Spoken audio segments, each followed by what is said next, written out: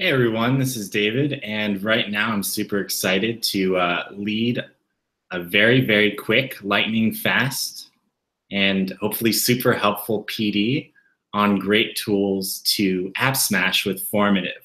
And so I'm going to go ahead and share my screen in a moment, but before I do, just a word out to those watching out there or after the broadcast. If you're watching right now, you can post directly in the chat if you have any questions, ideas, or thoughts. I'd love to hear them. Or if you're watching later and you're watching the recording, you can reply directly to the Community Center topic, and I'd love to hear from you as well. And I'll make sure to respond to everyone. And so I'm going to go ahead and share my screen now, and we're going to switch over to this PowerPoint I made. So, 3 great tools to Appsmash with Formative. Now, before we get started with those 3 tools, let's jump into just a refresher of what app smashing is, because it might be a new term to you. App smashing is the process of using multiple apps for learning activities and projects. This term was coined by Greg. And Greg is a professional at EdTech Teacher, which is just a great organization that offers tech tools for teachers.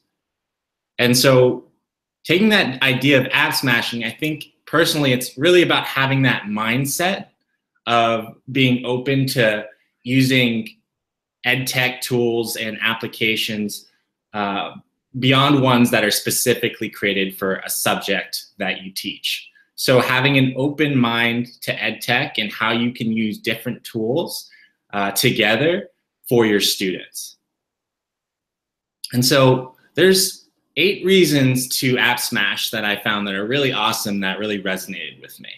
The first is it really demands more from the technology. And what I mean by that is it really challenges software developers, technology makers, to really provide for different subject areas and for different teaching scenarios. And so we're really, by app smashing, we're really able to work with developers and really expand the possibilities of tools. Second great reason to app smash is it really turns the issue of not having a wonder app or just a one app fits all app into a positive, because you really get to see what else is out there, and you get to interact with different people that really love those products, and really you see so many different perspectives when you're using different tech tools. Third reason to app smash is it removes restrictions to take a topic as far as it can be taken. And so with different technology, you might start with a simple do now where you're providing your students with a writing prompt, but then when you consider the different technologies out there, that might actually lead you to the idea of perhaps we can turn this into not only a do now, but we can connect it to the homework last night, and we can have students record their thoughts in advance, and then the do now can be so much more because it's connected to that previous learning activity. The fourth reason to app smash is the end products can be greatly enhanced by the use of multiple apps. And so simply put, if you're giving your students access to multiple apps, they can find the ones that really work for them to create really awesome learning products. Number 5, lots of creative thinking. So this one definitely resonates with me. Just thinking back to when I was a teacher, just using the same technologies over and over again, kind of encourage just having that same mindset of what I'm going to do with a concept, a topic, a lesson. And so by, once again, considering different apps that we can use, it really gets us thinking about how can I make this lesson, this topic, this concept as awesome as possible for my students. Number 6 is app smashing often results in more engaged learners. So I think one part of why that is because, once again, students can find the technology that really engages them and works for them and makes them more productive and effective learners.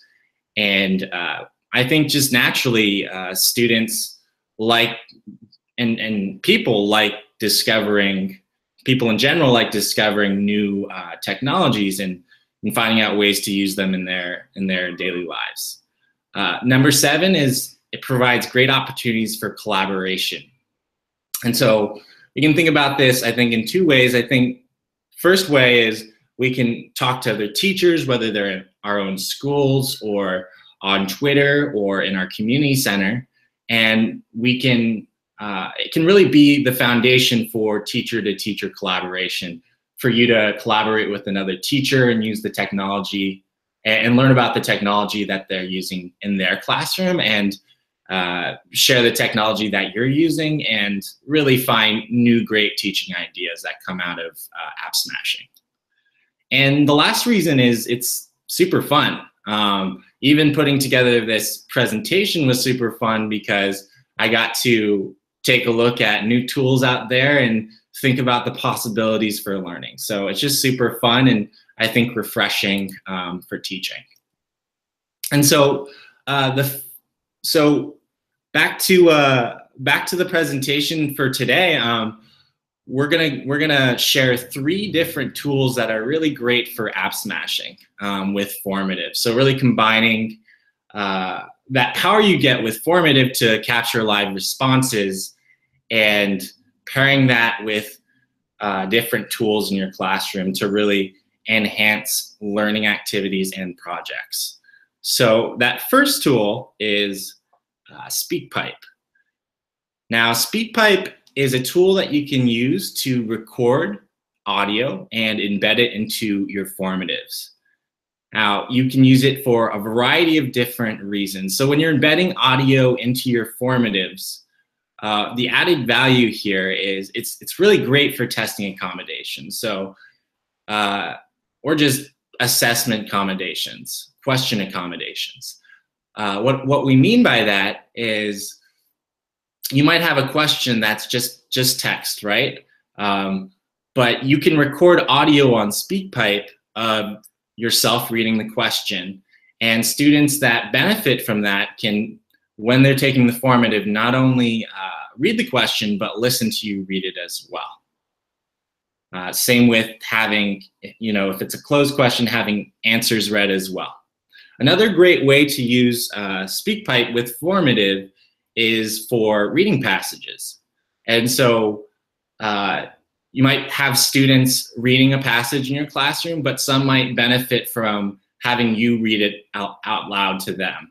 And so rather than just sitting with that one student, SpeakPipe can free you up because you can, in advance, record yourself reading the passage, embed it into formative, and students can listen to it as they read the passage on their own.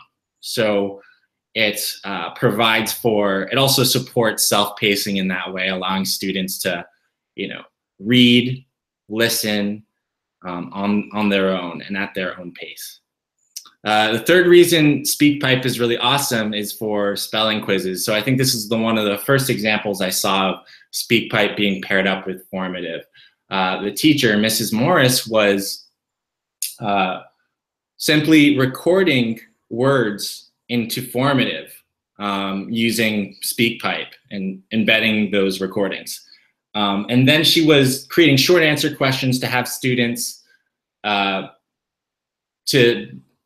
write out how they think that word is spelled. So almost like a digital spelling bee. And the last reason I think, or the last reason I can think of right now why SpeakPipe is really awesome with formative, it's just really great for verbal assessments. And so if you have Formative Premium, you have access to the audio response question type. And so you can record audio on SpeakPipe. Let's say it's a question in Spanish.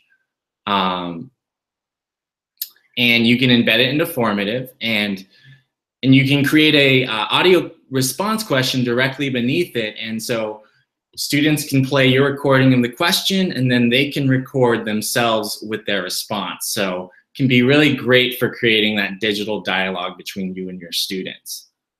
It's really awesome. Now, I wanted to show you a quick example of this. If we come over here, this is my Formative account. And we're going to click into this Formative I made. And this is an example of app smashing with SpeakPipe. So here we've got a reading passage. It's the first page, first chapter of Harry Potter and the Cursed Child, as you can see here. And if you want to go ahead and just read aloud the passage for your students, simply visit SpeakPipe here, and you can, it says you have to sign up, but you can just go to their, I'm actually going to go to their free recorder here. And you can just hit start recording, and you can read that passage out loud. And once you're done, you can save it to their servers and just hit save again. And when you do, it'll just take a moment to upload, and then you're going to click on embed on website, and you're going to grab that embed code, and you can embed it right into Formative. So you can see here I've set it up to ask students to read the following passage, and feel free to listen to my recording of it being read out loud. So I'm going to go ahead and embed that recording right there, myself reading the passage, and that way when students go and take my Formative, they can both read the passage and listen to me read it out loud. So the next great tool that I'm going to share with you today for app smashing with Formative is called Flipgrid. And I know several of our pioneers out there are really big fans of Flipgrid and using it with Formative. So I wanted to highlight it here. So Flipgrid allows students to create video responses and video reflections. And so as a teacher, what you can do is you can embed Flipgrid into Formative, and you can collect those video responses and those video reflections along with the other great responses that you're getting from Formative. And so embedded and app smashing Flipgrid with Formative is really great for first those learning reflections. And so I saw this for the first time with one of our pioneers, Joe Marquez, and what he's doing is he's creating lab assignments on Formative, and one of the tools he's is using in there, embedding in there, is Flipgrid. And so he'll have his students use Formative to respond to different questions as they're walking around the classroom, completing different labs, different parts of a lab. And then at the very end, he's having students submit their video reflections on the embedded Flipgrid. And it's really cool because if you embed the Flipgrid, you're not the only one that can see those reflections. Students can, from within their Formative, review each other's reflections, which can make for a really cool post-lab activity.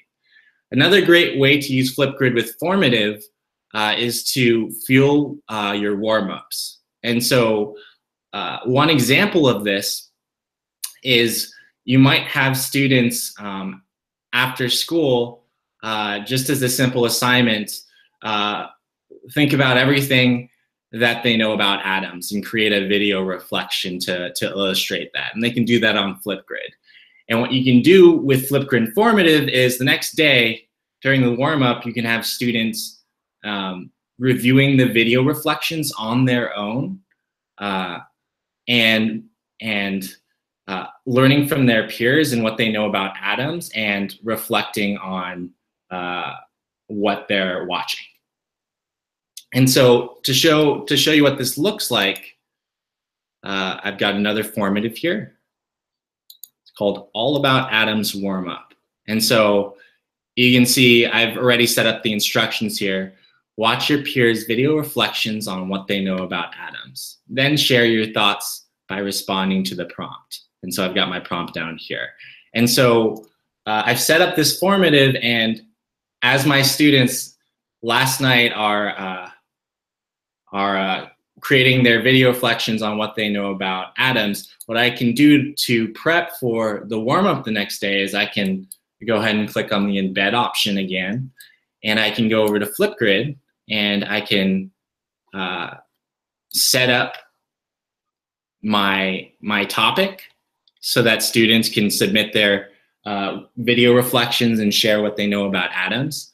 And then once I'm done with that, and my students have submitted their video reflections, or even before they do, I can go ahead and just embed the grid into Formative. Now, when students come in the next day to take the warm-up, they'll be prompted to first view those video reflections before they respond to the prompt. So it can be a really nice way of allowing students to learn from each other, but allow them to do it once again at their own pace, and be able to just do it really independently, and be able to pause the video, rewind, just learn from their peers at their own pace. And I believe if you have Flipgrid free, you can embed the card for the Flipgrid, and then what you're going to do is students will go ahead and just open the grid in a new tab and be able to view their peers' responses. If you have Flipgrid Premium, the students will be able to record their responses right from here and view their peers' responses right from here as well, which may or may not be a big deal for you depending on the learning activity. Now, the third and last tool that I'd love to share with you today is another great tool that's great for a lot of different subjects. As you can see so far, we've covered SpeakPipe, great tool for recording and embedding audio. We've covered Flipgrid now, great for creating video reflections. Here's another great tool that can be used with multiple subjects. And so that third tool is Today's Meet.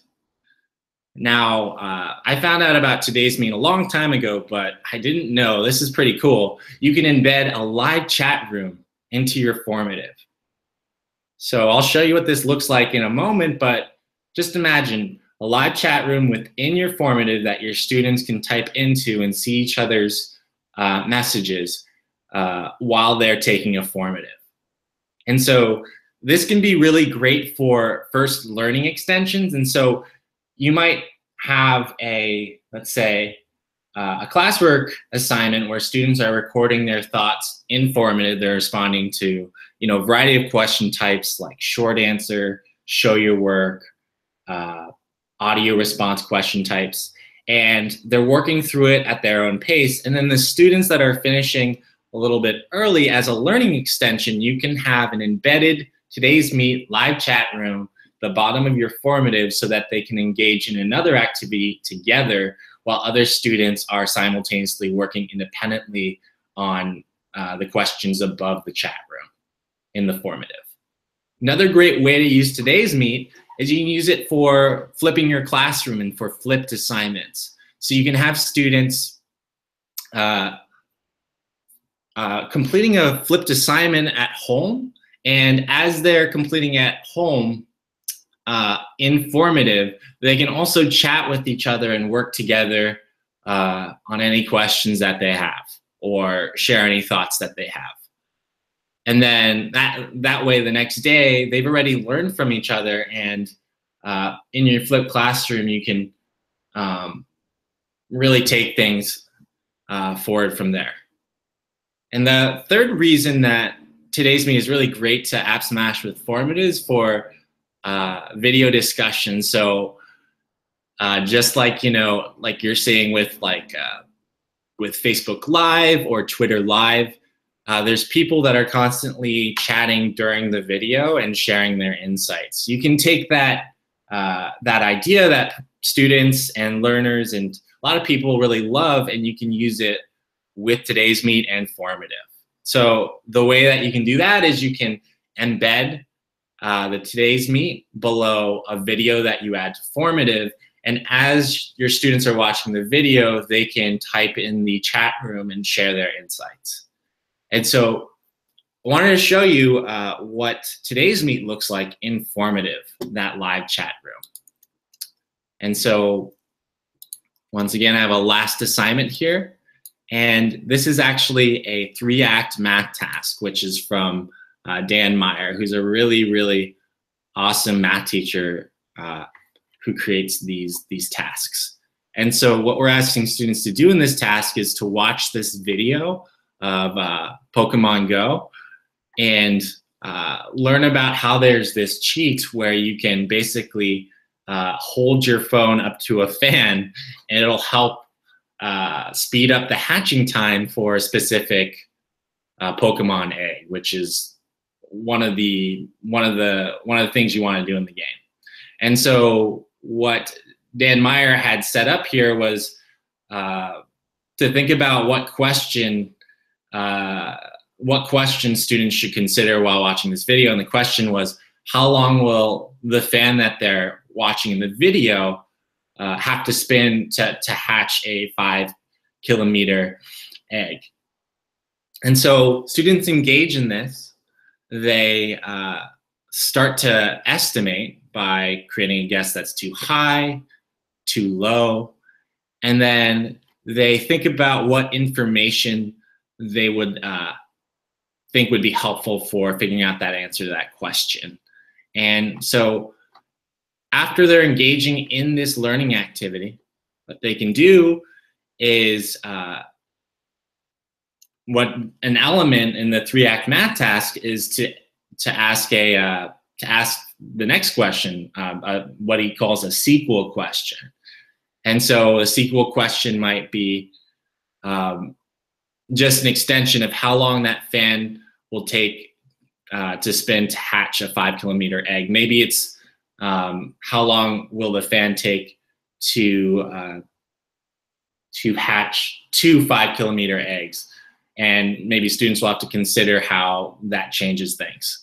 And so what you can do is, while students are still working on that first part, for those early finishers, you can embed that live chat room, which I'll show you right here. So you can go ahead and I'm going to go to the home page and create a chat room.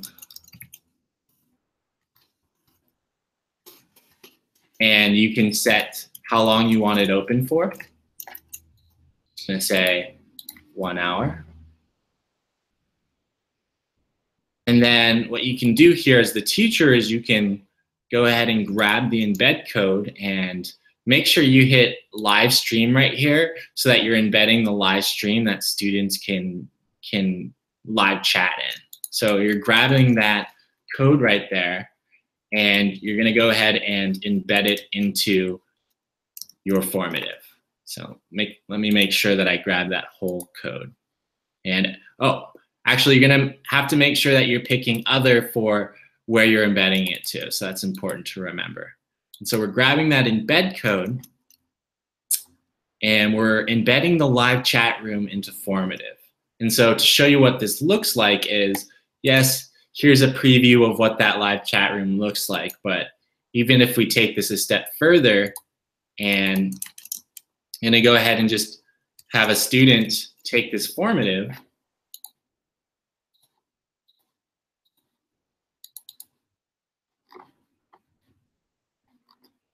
Let's see. I'm going to go ahead and back to the home screen and log in as a student. And as a student, you can log in and take the Formative, and during that extension activity, you can have your students put in their name. So I'll just say Ash Ketchum as the student name. And then once you join, you can start chatting live. I'll just go ahead and refresh the page there.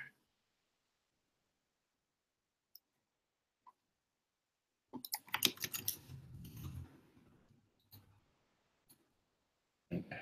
And so what this looks like when your students are chatting is, if we log back in, it was working a moment ago. I'm not sure why it's not working now. But if we log back in to demo account,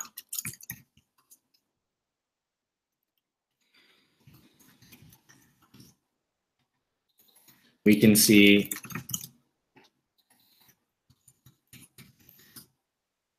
let's see. There we go. We can see what this looks like. So we're going back in. And just as a student, you can go ahead and type in your name. And you can start typing here. So just as a student in the class, you might say, "Hi, this is David signing in." Then students will be able to reply from their own formatives as well.